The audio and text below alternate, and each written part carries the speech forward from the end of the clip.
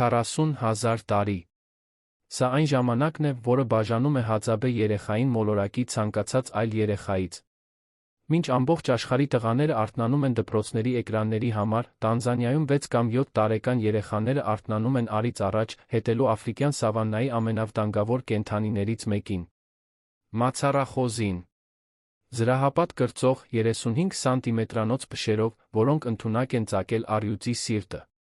Եվ այս երեխաները գնում են նրան փնտրելուց մանբաներով լցված որջերի մեջ։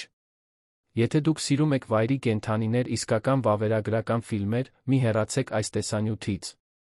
Դիտեք մինչ վերջ, հիմա բաժանորդագրվեք ալիքին, մեկնաբանեք, թե որտեղից եք դիտում։ Մենք չենք խոսում խաղի մասին։ Մենք չենք խոսում խորհրդանշական ծեսի մասին։ Մենք խոսում ենք իրական, կոպիտ գոյատման մասին, առանց անվտանգության ցանցի։ Հաձաբեները մոլորակի վերջին իսկական որսորդ հավաքչական ցեղերից մեկն են։ Մնացել է 1200-ից մինչ 1300 մարդ։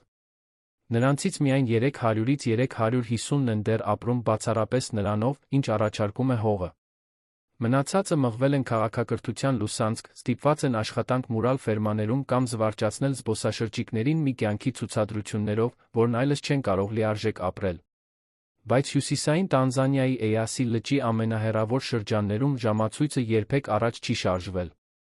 Այնտեղ երեխաները դեռ սովորում են կրակ վառել նախքան կարդալ սովորելը։ Այնտեղ կենդանուն հետելու հմտությունն ավելի թանկ է, քան ցանկացած դիպլոմ։ Այնտեղ 3 տարեկան տղան արդեն բռնում է հատուկ իր ձեռքերի համար պատրաստված փոքրիկ աղեղը, իսկ 7 տարեկանում արդեն մասնակցում է որսի, որը կերակրում է ամբողջ ընտանիքներին։ Էյասի լիճը զբաղեցնում է մեծ ռիֆտ հովտի մի իջվածք, ծածկելով մոտավորապես 1050 քառակուսի կիլոմետր, երբ անձրները առատ են։ Այն գտնվում է մոտ 1040 մետր բարձրության վրա, շրջապատված հրաբխային զառիթափերով, որոնք վեր են հառնում որպես բնական պարիսպներ։ 4 սեզոնի ժամանակ լիճն այնքան է փոքրանում, որ հնարավոր է այն անցնել ոտքով։ Անձրների ժամանակ գետաձիերը գալիս են զովանալու նրա աղի ջրերում, իսկ ֆլամինգոները մակերեսը ծածկում են վարդագույնով։ Հենց ծայրահեղ հակասությունների այս լանդշաֆտում են հաձաբեները կառուցել իրենց գոյությունը։ Նրանց ավանդական հողերը գտնվում են Օլդուվայի կիրճից ընդամենը 50 կիլոմետր հեռավորության վրա, այն վայրի, որը գիտնականներն անվանում են մարդկության օրրան, այնտեղ հայտնաբերված հոմինիդների բրածոների քանակի պատճառով։ Մոտիկությունը պատահական չէ։ Հաձաբեները կարող են լինել առաջին մարդկանց ուղղակի ժառանգները, ովքեր քայլել են այս սավաննաներում միլիոնավոր տարիներ առաջ։ Նրանց գենետիկան մտերիմ ազգակցություն չունի մոլորակի ոչ մի այլ ժողովրդի հետ։ Նրանց լեզուն հաձանեն լեզվական մեկուսացված լեզու է, լի կտտացնող հնչյուններով, որը չի կապվում ոչ մի այլ հայտնի լեզվի հետ։ Մտածեք դրա մասշտաբի մասին։ Մարդկային մի տոհմ, որը մնացել է էապես անփոփոխ, մինչ կայսրություններ են ծնվել ու կործանվել, մինչ կրոնները տարածվել են մայրցամաքներով, մինչ արդյունաբերական հեղափոխությունը փոխել է աշխարհը։ Հաձաբեները շարունակել են անել այն, ինչ միշտ արել են։ Որսալ։ Հավաքել։ Գոյատել։ Գլուխ առաջին։ Անտեսանելիին որսալու արվեստը։ Հաձաբե որսորդի օրը սկսվում է լուսաբացից առաջ։ Զարթուցիչ գոյություն չունի։ Մարմինը պարզապես գիտի։ Դյուկի համալսարանի կողմից անցկացված հետազոտությունները ցույց են տվել, որ հաձաբեները քնում են միջինում գիշերական 9 ժամ, պառկելով մոտավորապես ժամը 22-ին արթնանալով առավոտյան ժամը 7-ին մոտ։ Բայց որսորդները արթնանում են ավելի վաղ։ Թարմ հետքեր գտնելու լավագույն ժամանակը այն է, երբ ցողը դեռ նշում է հողը, իսկ գիշերային կենդանիները վերադառնում են իրենց որջերը։ Ամենաարժեքավոր կենդանիների թվում է աֆրիկյան փոփուլավոր մացառախոզը։ Կրծող, որը կարող է կշռել 13-ից 27 կիլոգրամ, մարմնի երկարությունը 60-ից 93 սանտիմետր։ Պատկերացնելու համար պատկերացրեք մի միջին չափի շուն, բայց ծածկված փշերի զրահով, որոնք կարող են ունենալ մինչ 35 սանտիմետր երկարություն։ Այս փշերը ծայրերում սնամեջ են նշված են ու սպիտակ հերթագայող շերտերով։ Երբ կենդանին իրեն վտանգված է զգում, նա բարձրացնում է այդ փոփուլը մի ցուցադրությամբ, որը նրան 2 անգամ ավելի մեծ է դարձնում։ Եթե գիշատիչը պնդում է, մացառախոզը շրջվում է մեջքով հարձակվում հետընթաց քայլով, փորձելով ավելի կարճ հաստ փշերը խրել հարձակվողի դեմքին։ Ինչպես է երեխան դիմակայում դրան։ Պատասխանը հազարավոր տարիների կուտակված գիտելիքների մեջ է։ Հածաբեները չեն հարձակվում մացառախոզի վրա բաց դաշտում։ Նրանք նրան շրջափակում են իր իսկ տան մեջ։ Աֆրիկյան մացառախոզը գիշերային կենդանի է, որը օրն անցկացնում է քնած ստորգետնյա թունելների համակարգերում։ Այս որջերը կարող են ունենալ մինչ 3 մետր խորություն փախուստի բազմաթիվ մուտքեր։ Կենդանին նախընտրում է գողանալ այլ կենդանիների կողմից փորված որջերը, ինչպիսին է խոզակերպը, aardvark, հետո ընդլայնել դրանք իր սեփական օգտագործման համար։ Հենց այս որջերի ներսում են հածաբեները իրականացնում իրենց ամենառիսկային որսերը։ Գործընթացը սկսվում է հետագծումից։ Որսորդները փնտրում են հատուկ նշաններ բուսականության մեջ։ Բնորոշ հետքեր, հետի թաթերի վրա 5 մատներով։ Ջանկերի հետքեր հողի վրա։ Կղանք, փոքրիկ պատիճների տեսքով։ Լավ գծված արահետներ, որոնք մացառախոզը բազմիցս օգտագործում է իր սնվելու վայրեր գնալու վերադառնալու համար։ Երբ գտնում են ակտիվ որջը, սկսվում է իրական աշխատանքը։ Դիտեք, թե ինչ է տեղի ունենում հետո։ Ավելի փորձառու չափահասը կամ դեռահասը մոտենում է հիմնական մուտքին, սկսում փորել ձեռքերով փայտե ձողերով։ Նպատակը անմիջապես կենդանուն հասնելը չէ։ Դա նրան ստիպելն է բացահայտել իր դիրքը թունելների համակարգի ներսում։ Մինչդեռ խմբի մյուս անդամները հսկում են երկրորդական մուտքերը։ Եթե մացառախոզը փորձի փախչել այլընտրանքային ելքով, նրան կդիմավորեն նետերով կամ ձողի հարվածներով։ Երեխաները մասնակցում են տարբեր ձերով, կախված տարիքից։ Ամենափոքրերը 3-ից 5 տարեկան դիտում են անվտանգ հեռավորությունից, կլանելով ամեն շարժում, ամեն որոշում, ամեն տեխնիկա։ Պաշտոնական հրահանգավորում չկա։ Չկա մի պահ, երբ հայրը նստեցնում է որդուն բացատրում որսի տեսությունը։ Ուսուցումը տեղի է ունենում դիտարկման աստիճանական մասնակցության միջոցով։ Հետազոտողները դա անվանում են ուսուցում ընկղմման միջոցով, ուսումնասիրությունները ցույց են տալիս, որ հածաբե երեխաները սովորում են հիմնականում միմյանցից, ոչ թե մեծահասակներից։ 6 կամ 7 տարեկանում երեխաները արդեն կարող են դիրքեր գրավել երկրորդական մուտքերի մոտ։ Նրանք գծկվում են բացարձակ լռության մեջ, իրենց փոքրիկ աղեղները պատրաստ վիճակում։ Այս առաջադրանքը պահանջում է ծայրահեղ համբերության արագ ռեակցիայի համակցություն։ Մացառախոզը կարող է ժամեր տել, մինչ որոշի փախչել, կամ կարող է հանկարծակի պայթել հուսահատ վազքով։ Այժմ պատկերացրեք այս իրավիճակի իրական վտանգը։ Տանզանիայում մացառախոզի որջերը միայն մացառախոզերի տուն չեն։ Սմամբաները, աշխարհի ամենաթունավոր օձերից մեկը, հաճախ օգտագործում են թունելների հենց այս համակարգերը որպես ապաստարան։ Նրանց թույնը կարող է սպանել չափահաս մարդուն 1 ժամից պակաս ժամանակում, եթե չբուժվի։ Իսկ հածաբեների հողերում հիվանդանոց չկա։ Քայլելու հեռավորության վրա հակաթույն չկա։ Գծելը նշանակում է գրեթե ստույգ մահ։ Բացի օձերից, որջերը վխտում են տզերով լվերով։ Այս մակաբույծների միջոցով փոխանցվող հիվանդությունները մշտական սպառնալիք են։ Եվ հենց մացառախոզի փշերը, եթե թափանցեն մաշկի մեջ, կարող են լուրջ վարակներ առաջացնել։ Ծայրերը ծածկված են մանրադիտակային թեփուկներով, որոնք գործում են որպես կարթեր, հեռացումը դարձնելով ծայրաստիճան ցավոտ դժվար։ Ինչու են ուրեմն հածաբեները վտանգում իրենց երեխաներին այս որսի ժամանակ։ Որովհետև այլընտրանք չկա։ Մացառախոզի միսը սպիտակուցի ամենահուսալի աղբյուրներից մեկն է 4 սեզոնի ժամանակ, երբ ավելի մեծ կենդանիները սակավ են դառնում, իսկ բուսականությունը թառամում է։ Կենդանին ապահովում է 5-ից 15 կիլոգրամ ուտելի միս, որը բավարար է 20-ից 30 հոգանոց ամբողջ ճամբարը մեկ անգամ կերակրելու համար։ Եվ ավելի կարևոր, երեխային որսալ սովորեցնելը ընտրություն չէ։ Դա միակ միջոցն է երաշխավորելու, որ նա կգոյատի, երբ դառնա չափահաս։ Հածաբեների կողմից օգտագործվող աղեղները ինժեներական գործեր են, կատարելագործված հազարամյակների փորձարկումներով։ Նրանք ընտրում են մուտատեկո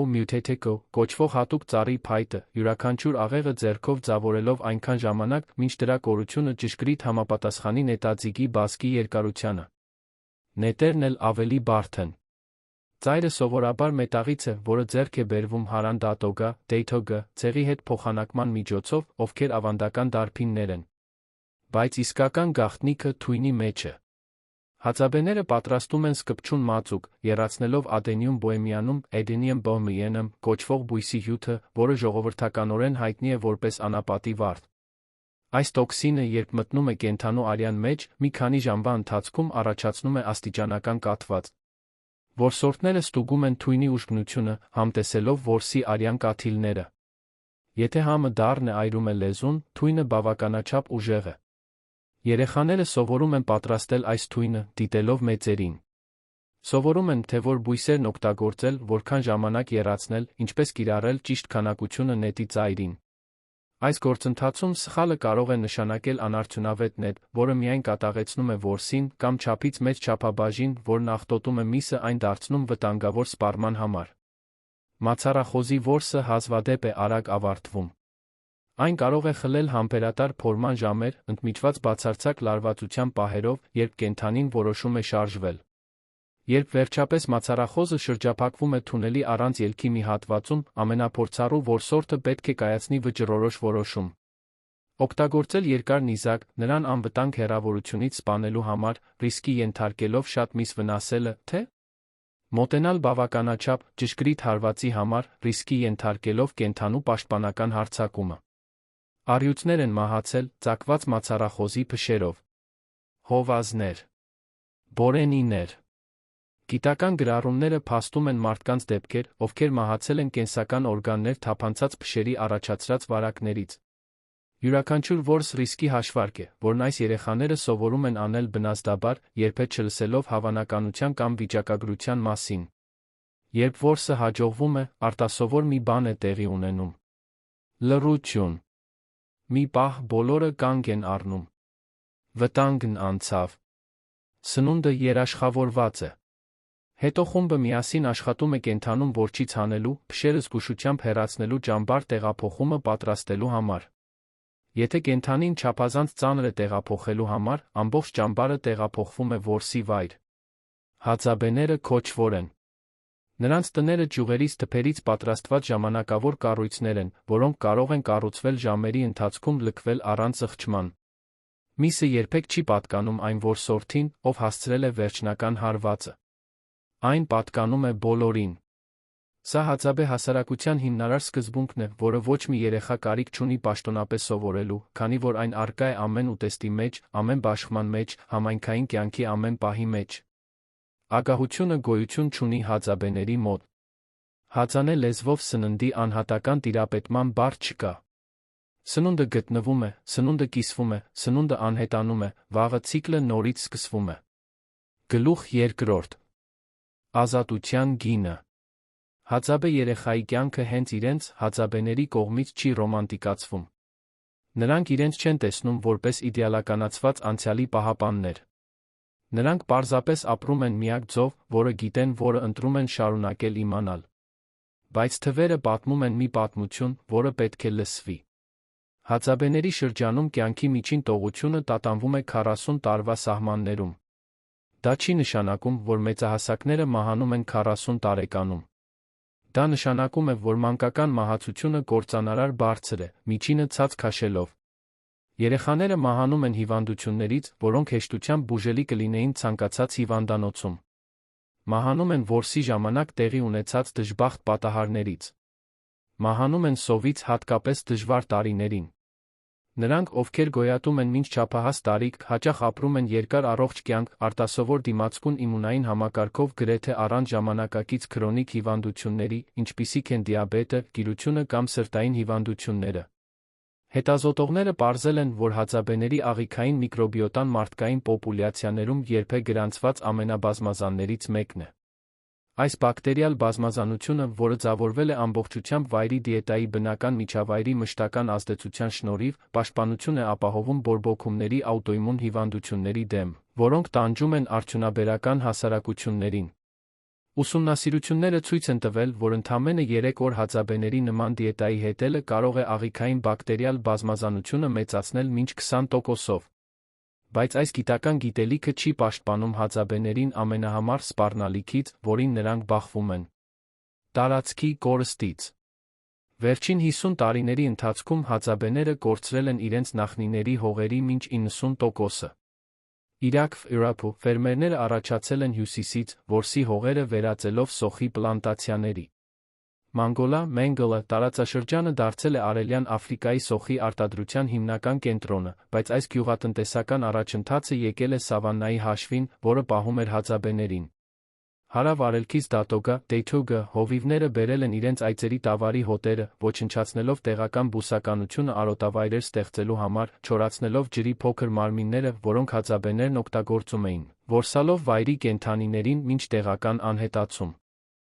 Այն, ինչ մնում է հածաբեներին, իրենց սկզբնական տարածքի բեկորներն են։ Սավաննայի փոքրիկ գրպաններ, շրջապատված ֆերմաներով գյուղերով։ Ամեն տարի այդ գրպանները մի փոքր ավելի են կծկվում։ Ամեն տարի ավանդական ապրելակերպը լքելու ճնշումը մեծանում է։ Դիտարկեք այս իրավիճակի հեգնանքը։ Հածաբեները ապրում են նույն տարածաշրջանում առնվազն 10,000 տարի, հնարավոր է շատ ավելի երկար։ Նրանք երբեք ցանկապատեր չեն կառուցել։ Երբեք սեփականություն չեն հայտարարել։ Երբեք փաստաթղթեր չեն ստորագրել։ Իսկ հիմա նրանց հետ վարվում են որպես ներխուժողների իրենց իսկ հողի վրա, որովհետև նրանք չունեն թղթեր, որոնք կհաստատեն այն, ինչ պետք է ակնհայտ լիներ ցանկացած ազնիվ դիտորդի համար։ Տանզանիայի կառավարությունը 3 անգամ փորձել է ստիպել հածաբեներին բնակություն հաստատել մշտական գյուղերում ընդունել գյուղատնտեսությունը։ Առաջին փորձը եղել է 1927 թվականին, բրիտանական գաղութատիրության ժամանակ։ Երկրորդը 1939 թվականին։ Երկուսն էլ ձախողվեցին։ Հածաբեները պարզապես սպասեցին, մինչ կառավարության տրամադրած պաշարները վերջանան, հետո վերադարձան սավաննա։ Երրորդ փորձը ամենադաժանն էր։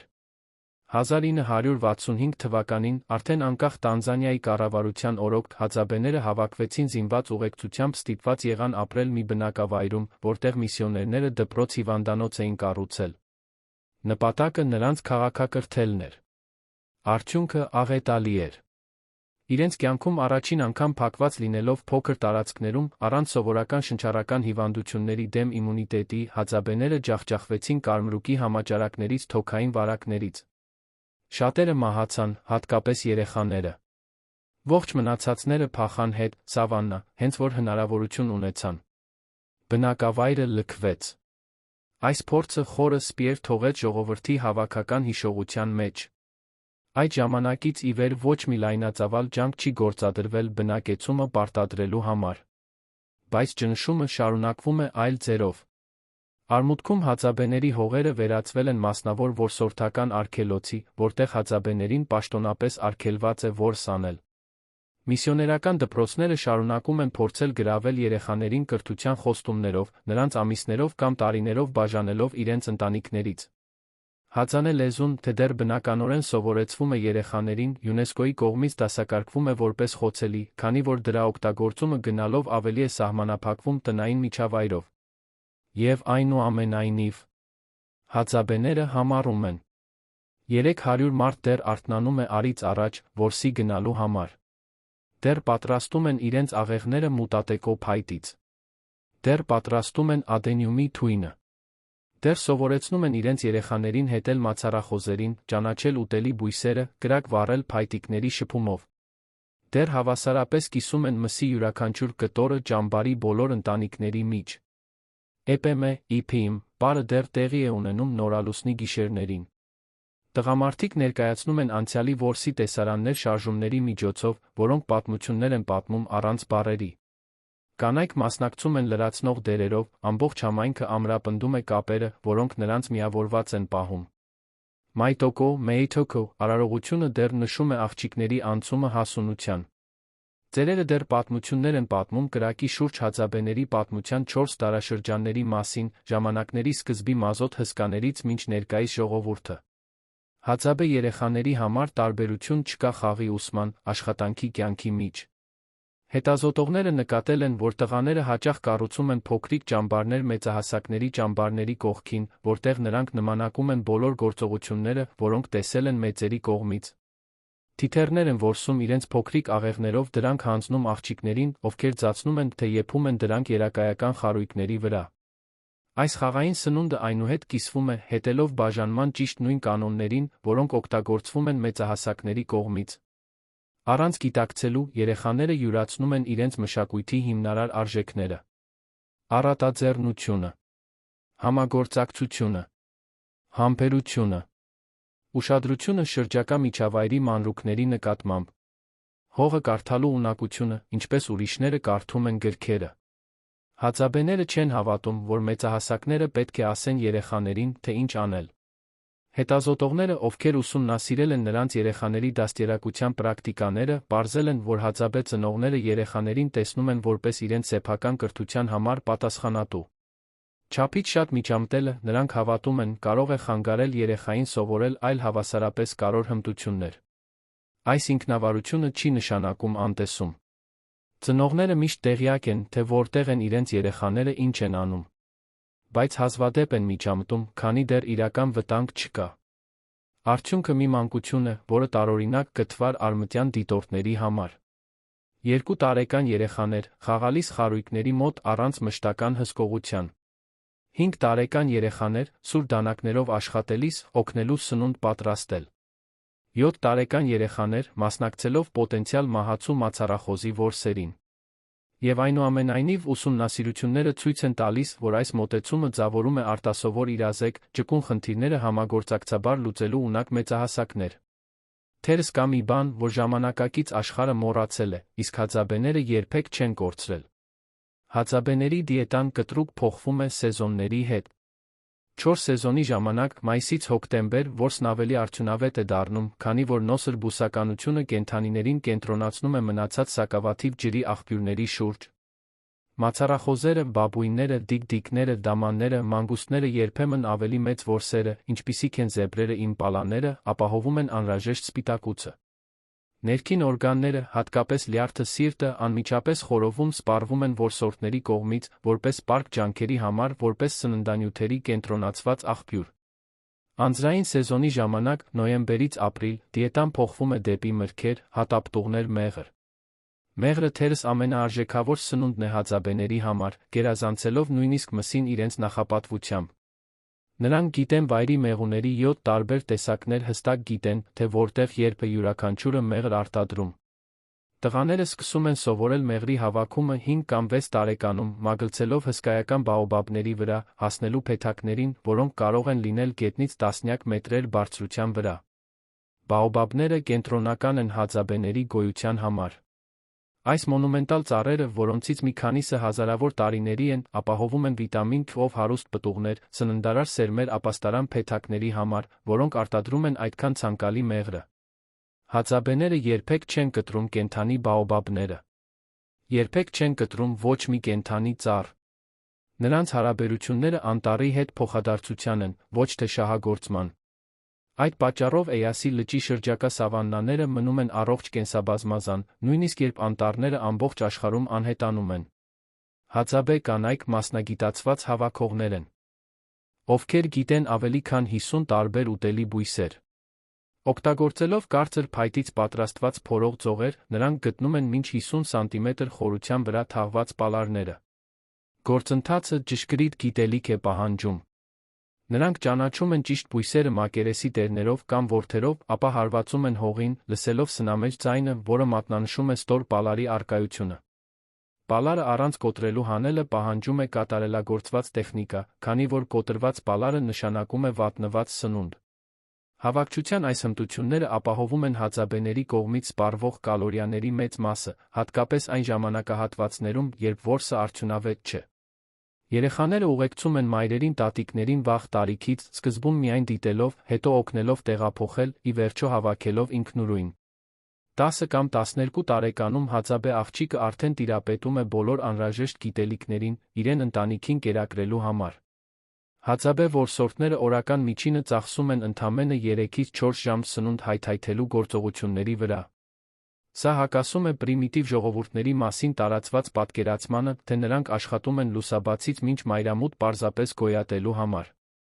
Իրականում, բիոէներգետիկայի ուսումնասիրությունները բացահայտել են զարմանալի մի բան։ Չնայած նրանք ֆիզիկապես շատ ավելի ակտիվ են, քան արդյունաբերական հասարակությունների մարդիկ, հացաբեները օրական ծախսում են մոտավորապես նույն քանակությամբ կալորիա։ Մարզումների այս պարադոքսը, ինչպես հետազոտողներն են այն անվանում, հուշում է, որ մարդու մարմինը հարմարվում է ակտիվության տարբեր մակարդակներին ավելի բարդ ձևով, քան պատկերացվում էր։ Սնունդ հայթայթելու վրա չծախսված ժամանակը նվիրվում է հանգստին, շփմանը, գործիքների վերանորոգմանը, համայնքային կապերը ամրապնդող գործողություններին։ Հացաբեները չգիտեն սթրեսը բառի ժամանակակից իմաստով։ Նրանք չունեն վերջնաժամկետներ, չունեն պետեր, չունեն հիփոթեքներ կամ վճարման ենթակա հաշիվներ։ Նրանց հասարակությունը արմատապես հավասարարական է, առանց պաշտոնական հիերարխիաների կամ հարստության կուտակման։ Որոշումները կայացվում են կոնսենսուսով, ամենահաջողակ որսորդների կարծիքը կշիռ ունի, բայց ոչ ոք իրավունք չունի հրամաններ տալ մյուսին։ Այս սոցիալական կառուցվածքը կարող է փխրուն թվալ, բայց այն ապացուցել է, որ արտասովոր դիմացկ ունի։ Մինչ խիստ հիերարխիաների վրա կառուցված կայսրությունները ծնվում փլուզվում են մի քանի դարում, հածաբեները համառում են հազարամյակներ շարունակ։ Նրանց տոկունությունը գալիս է հենց ճկունությունից։ Երբ ռեսուրսները սպառվում են մի տարածքում, նրանք տեղափոխվում են մեկ այլ տարածք։ Երբ խմբի անդամը դառնում է խնդրահարույց, նա պարզապես միանում է մեկ այլ խմբի։ Երբ արտաքին ճնշումները մեծանում են, նրանք նահանջում են դեպի ավելի հեռավոր տարածքներ սպասում, մինչ փոթորիկն անցնի։ Այս ամենի վրա կախված հարցը անխուսափելի է։ Էլ որքան ժամանակ դա հնարավոր կլինի։ Հածաբեների մնացած հողերը շարունակում են կծկվել։ Նոր սերունդները բախվում են գայթակղությունների, որոնք իրենց նախնիները երբեք չեն իմացել։ Բջջային հեռախոսները հայտնվում են նույնիսկ հեռավոր ճամբարներում, բերված զբոսաշրջիկների կողմից կամ ձեռք բերված փոխանակման միջոցով։ Որոշ երիտասարդ հածաբեներ փորձում են կյանքը գյուղերում որոշում չվերադառնալ։ Մյուսները վերադառնում են, հասկանալով, որ քաղաքակրթությունը, որը հեռվից այնքան գրավիչ էր թվում, շատ ավելի քիչ գոհացնող է մոտիկից։ Հածաբեները, ովքեր դեռ ապրում են ավանդական ձով, միամիտ չեն արտաքին աշխարհի նկատմամբ։ Նրանք գիտեն, որ կան հիվանդանոցներ։ Գիտեն, որ կան դպրոցներ։ Գիտեն, որ կան սուպերմարկետներ, որտեղ սնունդը հասանելի է առանց մացառախոզի որջերում սմամբաներին հանդիպելու ռիսկի։ Եվ նրանք գիտակցաբար ընտրում են շարունակել ապրել այնպես, ինչպես ապրում են։ Ոչ թե տգիտության պատճառով, այլ նախապատվության։ Սա թերս ամենակարևորն է ամեն ինչից։ Հածաբեները պատմության պասիվ զոհերը չեն։ Նրանք ակտիվ գործակիցներ են, ովքեր դիմադրել են փոխվելու տասնամյակների ճնշմանը, ովքեր շարունակում են ընտրել այլ ճանապարհ։ Երբ միսիոներները դպրոցներ առաջարկեցին, որոշ հածաբեներ ուղարկեցին իրենց երեխաներին, իսկ մյուսները մերժեցին, գնահատելով, որ կրակ վառելու որսալու ունակությունը ավելի կարևոր է, քան օտար լեզուներով գրագիտությունը։ Երբ կառավարությունները մշտական տներ առաջարկեցին, հածաբեները ընդունեցին պաշարները, հետո վերադարձան սավաննա, երբ պաշարները վերջացան։ Երբ զբոսաշրջիկները եկան, ցանկանալով լուսանկարել էկզոտիկը, հածաբեները վճար պահանջեցին դրա համար, օգտագործեցին փողը դատոգա դարբիններից նետերի ծայրեր գնելու համար։ Պրագմատիզմ։ Սա թերս այն բառն է, որը լավագույնս նկարագրում է հածաբեների մոտեցումը կյանքին։ Նրանք օգտագործում են այն, ինչ աշխատում է, դեն են նետում այն, ինչ չի աշխատում։ Եթե բջջային հեռախոսները օգտակար են, օգտագործում են բջջային հեռախոսներ։ Եթե մետաղյա դանակները ավելի լավն են, քան քարե դանակները, օգտագործում են մետաղյա դանակներ։ Բայց նրանք երբեք չեն լքում հիմնարար գիտելիքը, որը նրանց կենդանի է պահել 40,000 տարի։ Երբեք չեն դադարում սովորեցնել իրենց երեխաներին հետել, որսալ, հավաքել, գոյատել։